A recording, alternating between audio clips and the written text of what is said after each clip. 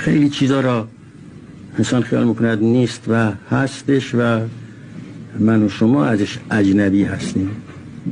الانم میگن که یه چیزهایی معلوم شده است، مثلا در نباتات که همه میگفتند که سابق که اینها مرده هستند، حالا میگن که حتی با چیزهایی که آنتنهایی که هست صداها را از ریشه های درخت که در آب جوش بگذارن صدای هیاهو هست. حالا این راست باشه یا دروغ قصه نمیدونم، لکن عالم پر هیاهوست. تمام عالم زنده است، تمام اسم الله، همه چیز اسم خداست.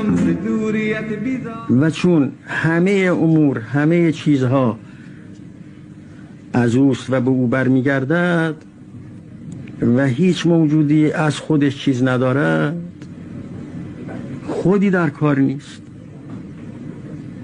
کسی بایستد بگد من خودم هم یه چیزی دارم، یعنی مقابل با مبدأ نور خودم هم یه چیز دارم، معناش این است که این از خودم است. اون وقت هم که داری باز از خودت نیست.